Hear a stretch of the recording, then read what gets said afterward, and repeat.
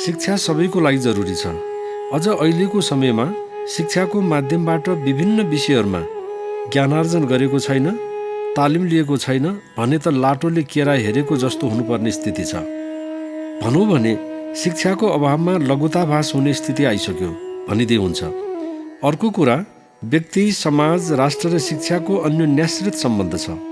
नागरिकहरूमा समुचित शिक्षाको व्यवस्था भएमा नै राष्ट्रको सर्वाङ्गीण उन्नति हुन सक्छ, अन्यथा देश विकास र प्रगतिको पथमा लम्कन सक्दैन।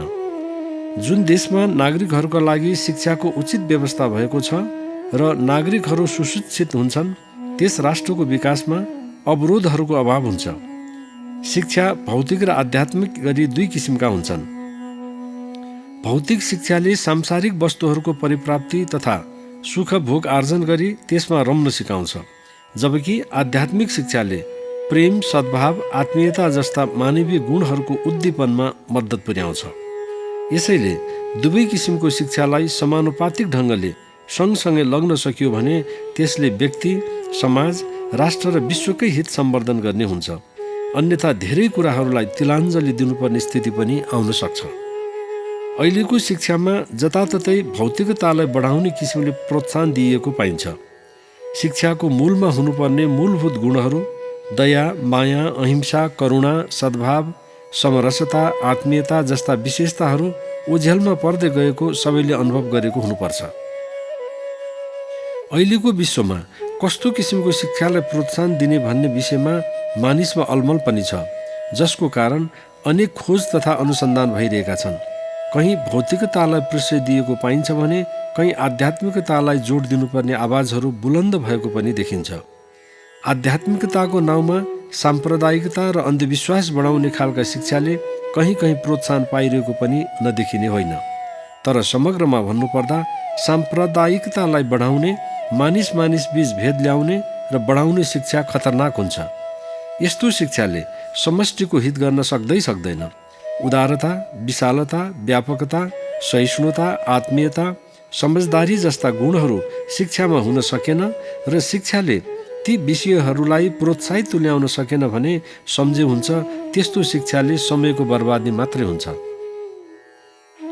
वर्तमान शिक्षा पद्धति चाहे जुनसुकै राष्ट्रको किन नहोस्, त्यहाँ आध्यात्मिकतालाई भन्दा बढी व्यावहारिकताको नाउँमा भौतिकतालाई प्रोत्साहन दिने परिपाटीले प्रशय पाउँदै गएको देखिन्छ। अहिले आएर त राष्ट्रले दिएको शिक्षाले विद्यार्थीहरू संस्कृतिको नजिक आउनुभन्दा अझ टाढा, समाज र राष्ट्रको प्रिय पात्र हुनुभन्दा त्यसबाट टाढिँदै जाने किसिमको भइरहेको छ। बालबालिकाहरू भनेको राष्ट्रका आत्मा हुन्। राष्ट्रको भविष्य राष्ट्रको स्तम्भ स्वरूपका केटाकेटीहरूमै निर्भर हुन्छ। आजका केटाकेटीहरूले नै भोलि देशलाई बनाउने र बिगार्ने गर्छन्।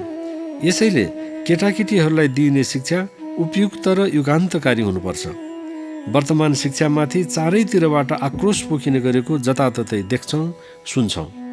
यस क्रममा हामी भन्ने गर्छौँ, धर्म संस्कृति गुमाउँदै गयौँ, चरित्र नैतिकता रहेन, भौतिकताले प्रशय पायो, आदि आदि।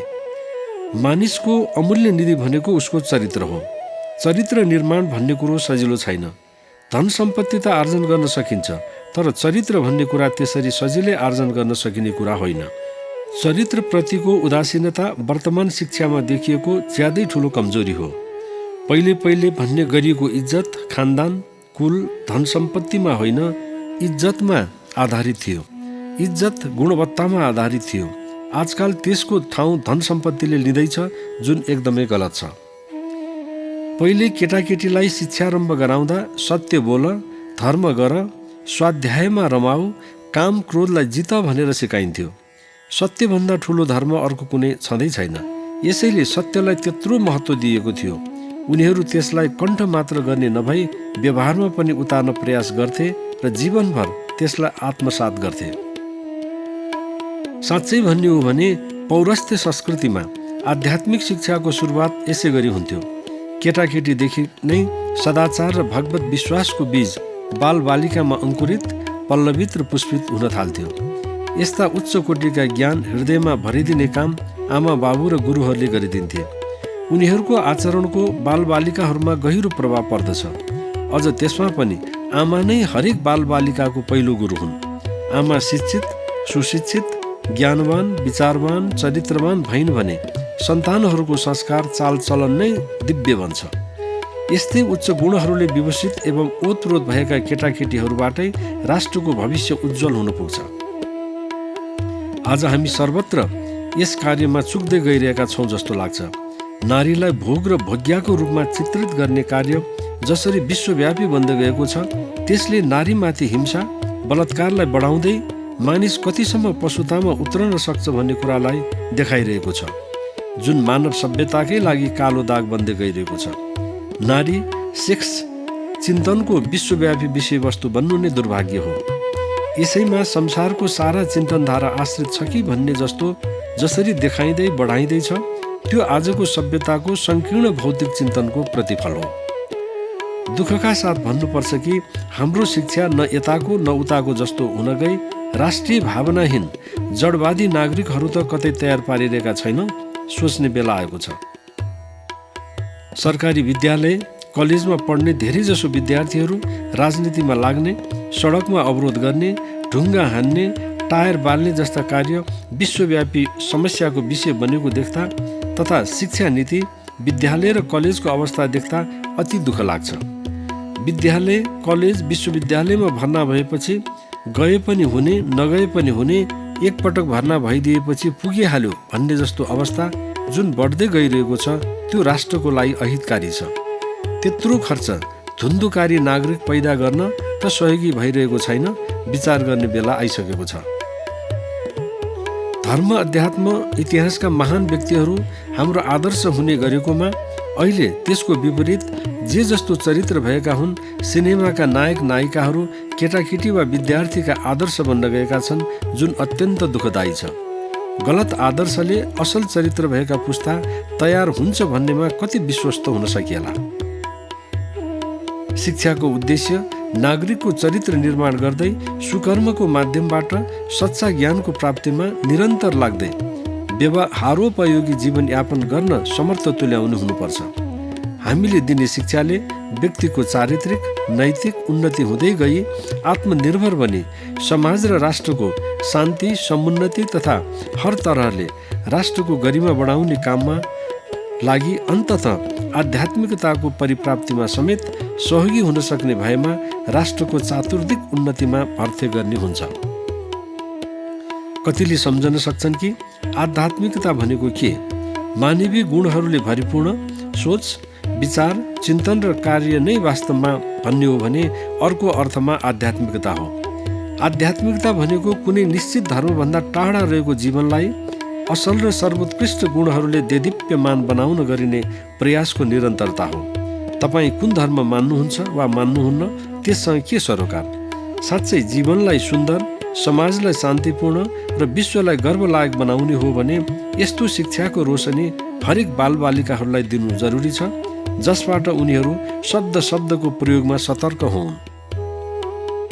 यो स्पष्ट छ कि चिन्तनले शब्द बन्छ, शब्दले कर्म बन्छ, कर्मले बानी बन्छ, बानीले चरित्र बन्छ, चरित्रले जीवन।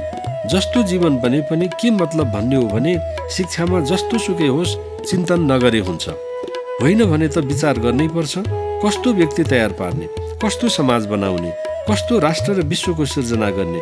शिक्षामा दूरदृष्टि नराखी हुँदैन। पौरस्त्य परम्परामा विद्या कस्तो हुनुपर्छ भन्ने सन्दर्भमा बताइएको छ, सा विद्या या विमुक्तये, अर्थात् विद्या यस्तो हुनुपर्छ जसले मुक्ति देओस्। यहाँ मुक्तिको अर्थ मोक्ष भन्ने मात्र नभई अज्ञानताबाट मुक्ति, अशिक्षाबाट मुक्ति, अन्धकारबाट मुक्ति, मोहान्धताबाट मुक्ति, काम, क्रोध, लोभ, मोह, मद, मात्सर्यबाट मुक्ति, द्वन्द्वबाट मुक्ति, गरिबीबाट मुक्ति, अशान्तिबाट मुक्ति लगायत सम्पूर्ण अवगुणहरूबाट मुक्ति भन्ने अर्थमा लिन सकेमा नै शिक्षाको उपादेयता बढ्ने हुन्छ। यसलाई स्वीकार्दा शिक्षामा कुनै न कुनै रूपमा आध्यात्मिकता अर्थात् मानवीयतालाई स्थान दिनुपर्छ भन्ने स्पष्ट छ। स्वनामधन्य ऋषि महर्षिहरू, कालजयी व्यक्तिहरू एवं सत् साहित्यहरूले शरीर, मन तथा आत्माको विकासको साधनको रूपमा शिक्षालाई मानेका छन्। यसैले शिक्षा केवल भौतिक उपलब्धिका लागि अर्थात् धन सम्पत्ति, पद प्रतिष्ठा आर्जन गर्नका लागि मात्र नभई आध्यात्म चिन्तनको लक्ष्यमा परिलक्षित हुन सक्यो भने त्यसले सुसंस्कृति सम्पन्न, असल, सभ्य, ज्ञानी नागरिक तयार पार्न मद्दत पुर्याउने हुन्छ। प्रमाणपत्र प्राप्त गर्दैमा वा डिग्री हासिल गर्दैमा शिक्षित होइन्छ भन्ने धारणा बिल्कुलै गलत छ।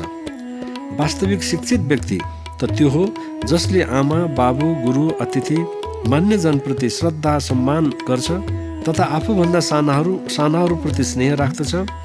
आफू जुन समाज र राष्ट्रमा जन्मेको, हुर्केको, बढेको छ त्यस मातृभूमिप्रति नतमस्तक भई त्यस राष्ट्रको उन्नति, प्रगतिमा केही न केही योगदान गर्नुपर्छ भनी जहाँ छ, जस्तो छ, क्षमता अनुसार मन, वचन र कर्मले सहयोग गर्छ, सधैँ सकारात्मक सोचका साथ अगाडि बढ्छ र आफ्नो धर्म, संस्कृतिलाई निरन्तरता दिन्छ तथा संस्कृतिमा भएका विकृतिहरूलाई हटाउँदै संस्कृतिलाई अझ कसरी सुसंस्कृति सम्पन्न गराउन सकिन्छ त्यसमा मरिमेटेर आफ्नो मात्र होइन समाजको, राष्ट्रको र विश्वको हितमा कटिबद्ध हुन्छ।